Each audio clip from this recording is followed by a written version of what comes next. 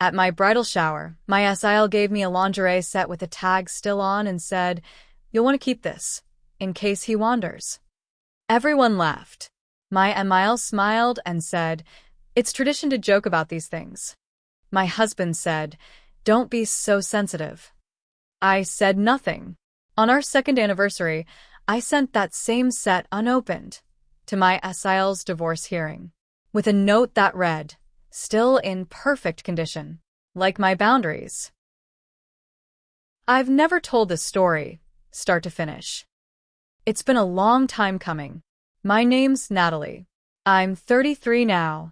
I live just outside of Grand Rapids, Michigan, in a quiet neighborhood. You wouldn't think something like this would stay with a person for years, but it did. Some things get under your skin and just sit there until you deal with them. I married my husband, Joel, in late 2022. Back then, I was still trying hard with his family. I thought if I gave them the benefit of the doubt, they'd come around. I ignored little comments and weird looks. I chalked it up to not being used to new people. That's what Joel always said. Anyway, 2 weeks before the wedding, my maid of honor, Heather, threw me a bridal shower at a little event space in town. She did a beautiful job, flowers, snacks, cute decorations, even a mimosa bar. Most of my family came, and a few of Joel's people too, including Dana, his older sister. Dana showed up late. Everyone had already eaten and was halfway through the gift opening. She walked in like she was doing us all a favor. She was wearing sunglasses indoors and carrying this shiny pink Victoria's Secret bag. She came straight over and gave me a tight hug, one of those fake hugs where they lean in but barely touch you. I stood up to greet her, and she loudly said, "You haven't opened my gift yet, right?" Everyone turned to look. I didn't want to make it a thing, so I smiled and said no, and she handed me the bag with this little smirk. "Open it," she said. "Come on, it's tradition." So I did. I pulled out a black lace bra and matching thong. Still had the tag on it. I froze for a second. I could feel my face go red. My mom was sitting just a few feet away. My aunt was next to her. A couple coworkers too. I didn't know what to say. Dana laughed and said real loud, "You'll want to keep that one in case he wanders." A few people laughed. A few looked down at their laps. I heard someone gasp. And Joel's mom, Patricia, laughed like it was the funniest thing she'd ever heard. She reached over, patted my arm and said, "Don't take it personally. It's tradition to joke about these things." I didn't laugh. I didn't say anything. I folded the set back into the bag and moved on to the next gift. I finished the whole shower pretending everything was fine. Later that night, I told Joel what Dana said. He was scrolling on his phone while I talked. Didn't even look up. When I finished, he said, "Jesus, Nat, don't be so sensitive. She was just trying to be funny. It's a joke." I stared at him. I felt stupid for even bringing it up. I said, "Would you be okay if my brother said something like that to you in front of your mom?" He shrugged. "It's different. Dana's just like that." So I said nothing else. But I kept that lingerie set. Never wore it. I kept it, tags and all, and shoved it in the back of my closet.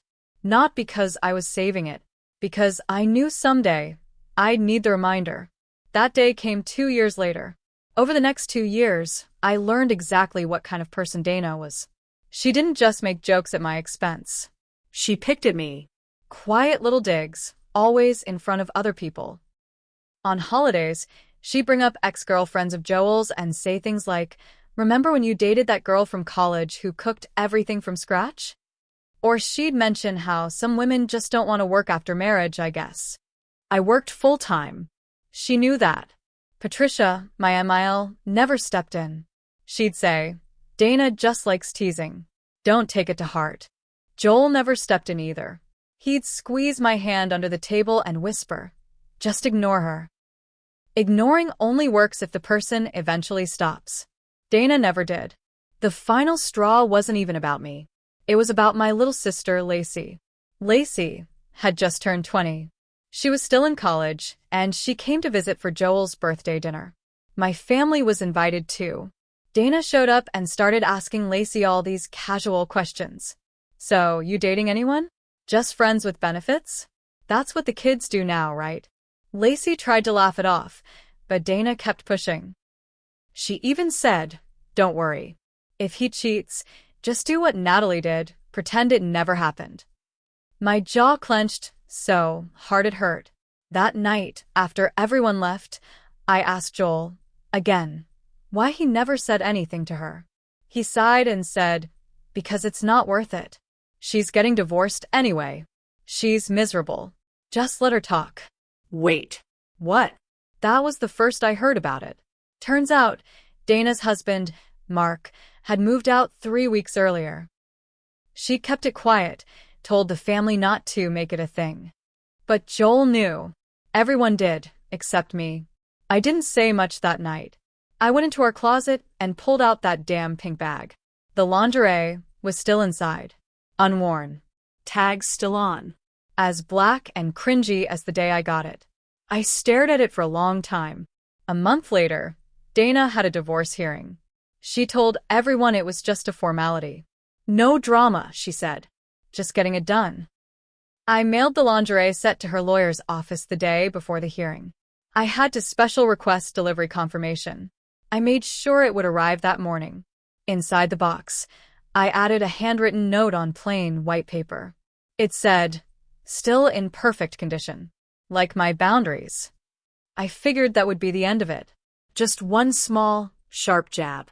Something to remind her I wasn't as quiet or weak as she thought. I wasn't expecting a thank you, or even a reaction. But I got one. 3 days after her hearing, Patricia called me. Not Joel, me. She sounded pissed. No small talk. Just, "What the hell did you send, Dana?" I played dumb. "Excuse me? You know what I'm talking about. The underwear. Are you serious?" I stayed quiet for a second. Then I said, "It was a gift. She never used it. Thought she might want it back." Patricia exhaled hard through her nose. "This family has never worked like that. We move on. We don't attack each other." I didn't say anything. Then she said, "You humiliated her." And I said, "No. She did that to herself. 2 years ago." She hung up on me. That same night, Joel came home from work looking weird. He stood in the doorway like he was debating something. "I need to ask you something," he said. "Okay. Did you really send Dana that lingerie set?" I nodded. "I did." He rubbed his face. "Jesus, Nat. What the hell were you thinking?" I stared at him. "I was thinking about how you've let her disrespect me for years. I was thinking about how she humiliated me in front of my family. I was thinking about how you told me to be quiet every time I said something. She's going through a hard time," he said. "So was I." He shook his head. "You've made everything worse. She's telling everyone you bullied her during her divorce. She bullied me during my wedding, and every chance she got after that." He didn't have a comeback. A week passed. Then, too, Joel got distant. Patricia stopped inviting me to anything. Family group chats went silent. I found out later that Dana had told the whole family I sabotaged her hearing by trying to embarrass her in front of her lawyer. Apparently, the lawyer opened the package and showed it to her in front of the paralegal. Dana claimed she broke down sobbing in the office. I didn't believe it, but it didn't matter. The damage was done. Joel's cousin texted me out of the blue and said, "Hey, not saying I agree with Dana, but some folks are wondering if you're okay." I asked what he meant. He replied, "They think you might be unstable, like holding grudges, sending weird packages. It's becoming a thing." It wasn't just about Dana anymore. They were trying to paint me as the problem. And Joel? He didn't defend me. Not once. Things started to unravel fast after that. Joel became cold. Distant. He'd come home later and later, blame work, barely look at me during dinner. I tried to ask what was wrong. He'd just shrug and say, "I'm tired." Then go to the bedroom and shut the door. 2 weeks after Dana's hearing, I noticed he started locking his phone. That wasn't normal. We never hid stuff before.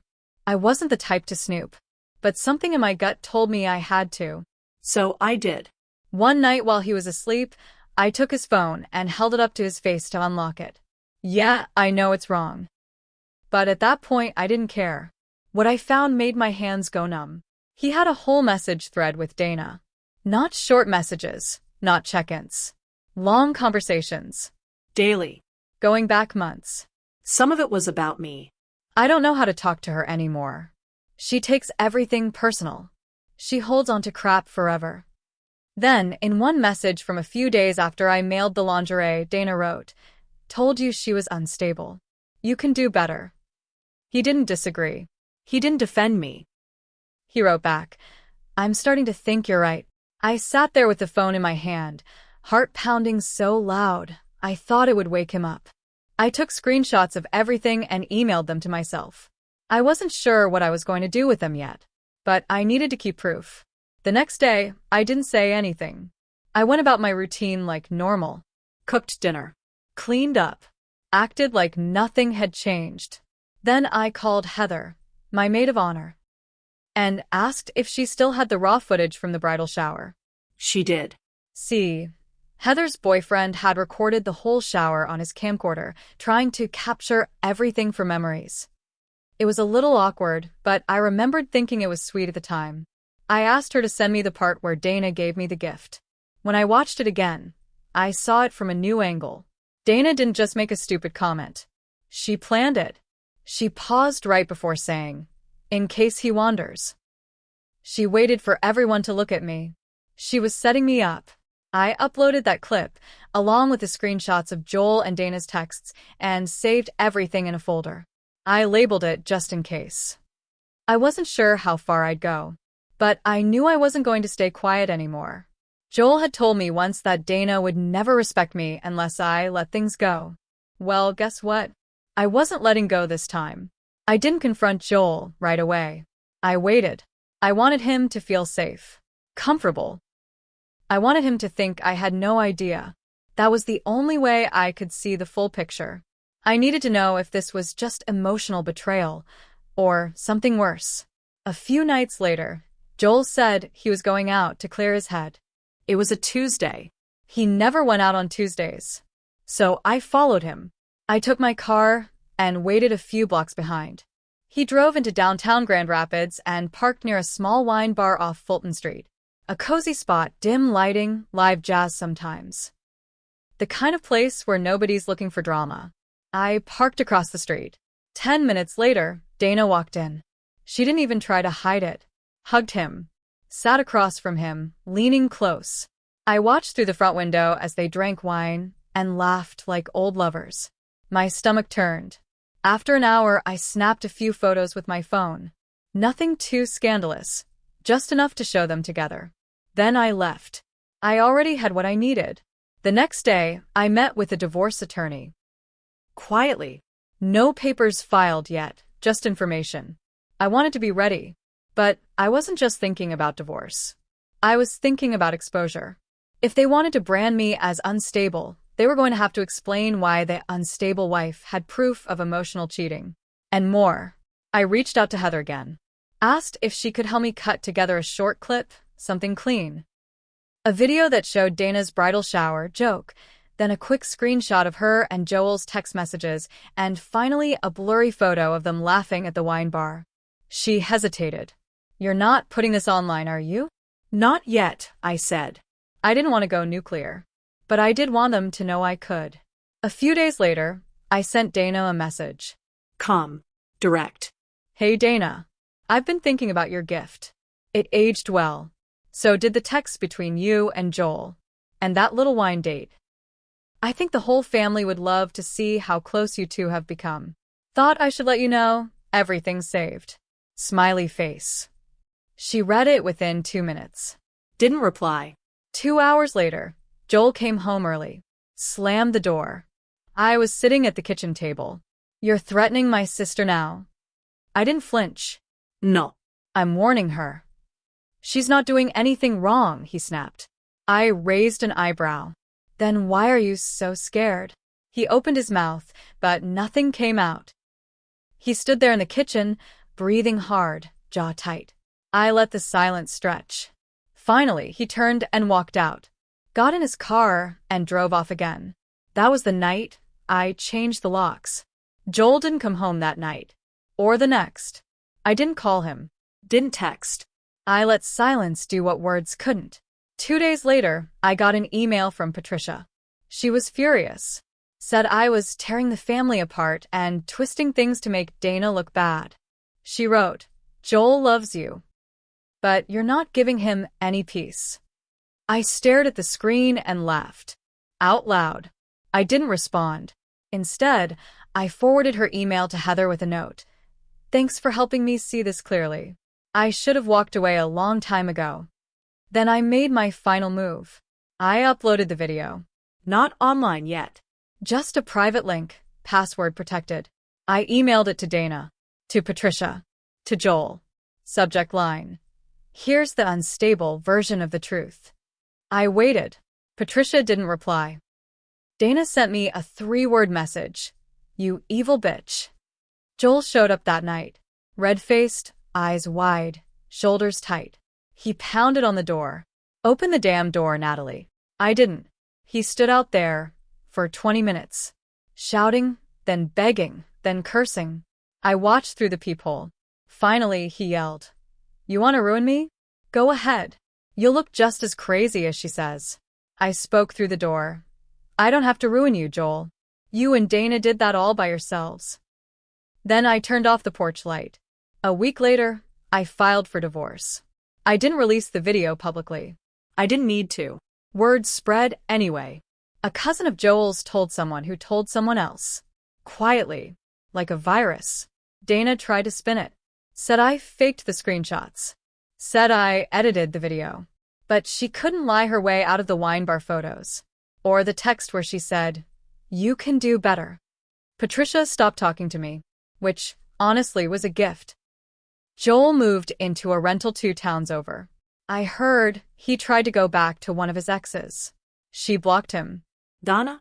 Last I heard, she was starting over in therapy and blaming toxic women for driving her brother away from his support system. As for me, I kept the video. It's still in a folder on my desktop. Not because I need to use it, but because it reminds me what happens when you keep quiet too long. Sometimes revenge isn't about screaming or fighting or blowing up someone's life. Sometimes it's just about saying, "I saw what you did. I remember. And I survived anyway." And sometimes that's enough. The end.